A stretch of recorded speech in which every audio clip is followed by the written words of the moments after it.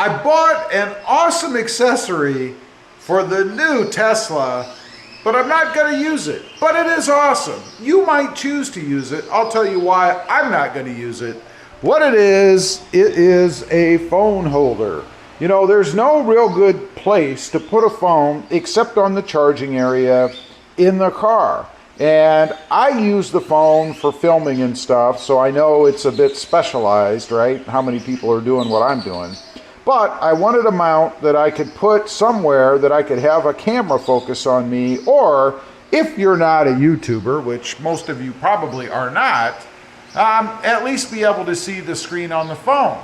So I found this one, and it is pretty awesome. It rotates around like so, goes a little bit back and forth and then sideways a pretty good range, and it clips onto the screen.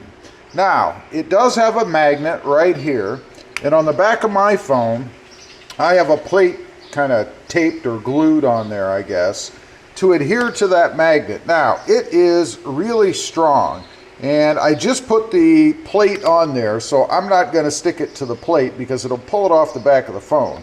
But you get the idea. It would sit on there like so. I'm going to show you how it goes in the car, and then I'm going to tell you why I'm not going to use it and what my solution is, and I want to hear what you guys think. Okay, we are in the car, obviously, and I've got the phone mount here with me. Now, one thing I want to point out, there is an adhesive pad on the back here. You remove this cover, and then it's exposed glue, if you will, or adhesive. The way it works, and it's pretty simple, it just slips over the edge of the screen like so, and then you would tighten it down on the back. And this is a pretty solid mechanism, I think. Seems to work really, really well. But you would tighten it down on the back like so, and then you adjust, and I've got it a little bit tight, you would adjust this piece so that you can get your phone where you want. And of course, once you do that, you tighten it down via this little tightener on the back, right? And that's it. The adhesive is to kind of stabilize it so it doesn't move like this. It's not going to go forward or up and down. It would only be side to side, and that's why we have the adhesive back there at all. It seems to work really, really well. I mean, if I had the phone on there stuck to the magnet, and again, this magnet is very stout, so much so that I actually pulled the metal that is glued to the back of my case off. So I have no fear that the phone is going to fall off of this magnet. No way. Anyway, it would be on there just like so, and it would be the perfect setup for me, or anybody who wants to put their phone on there and be able to see it as you're driving around, right? So what's the problem? Well, this screen is, of course, glass, and the last thing you want to do is crack it, right? And my concern is that when you tighten this down against the screen with this little knob, which works really, really well, that you could put too much pressure on the glass screen and crack it. And I certainly don't want to do that. These screens are very expensive. Now, there is a bezel that goes around, of course, and I'm thinking that any kind of force that you put on would be on the bezel itself, not the glass screen. So I may be overreacting, over-concerned about this, and it may not be an issue at all. And I may try this down the road. I'm not sure yet, because it is such an ideal setup, I think, for the Tesla screen.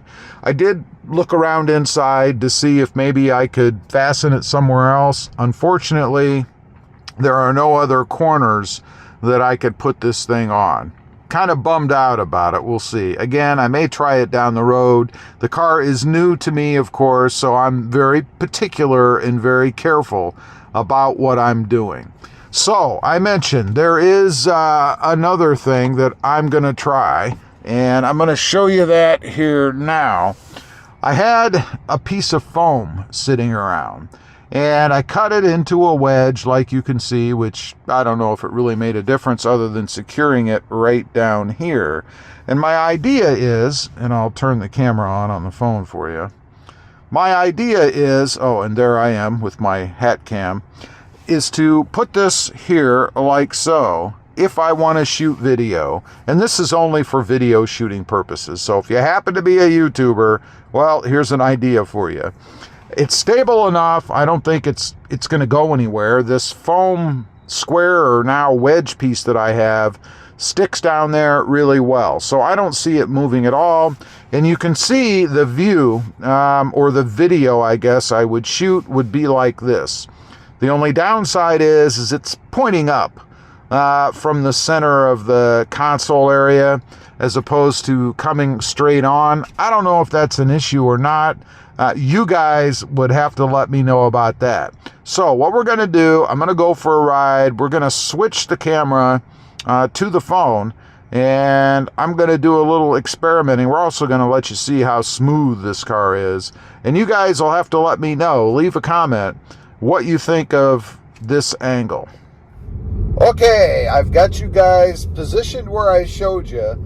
You can see a little bit of the top of the Mountain Dew bottle here in the center console. But I've got you where I'm going to maybe shoot some videos and my first impressions. And again, I want to know what you guys think. But my first impressions are, it's a pretty cool shot out of the glass roof, I guess, of the Tesla. Almost said Tacoma.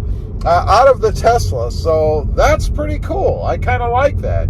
You guys can see what kind of day we're having. And it's interesting with this glass roof. It kind of filters everything out a little bit. So you can actually see the clouds move and stuff. It's a pretty neat vantage point, I think. Other than that, of course, it does look like I'm looking down on you guys. I am looking down. I'm looking down at the center console area. But it is certainly a different vantage point.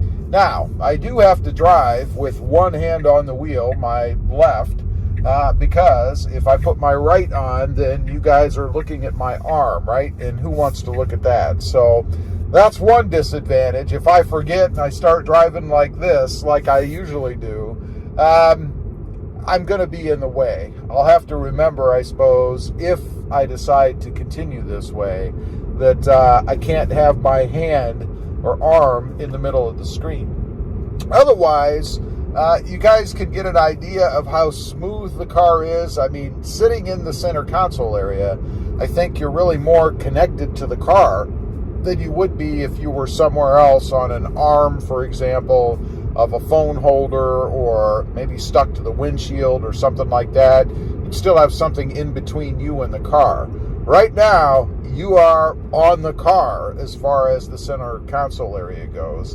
And it is still a pretty smooth ride. I'll be very interested to see how the video comes out, if it shows any movement or anything like that.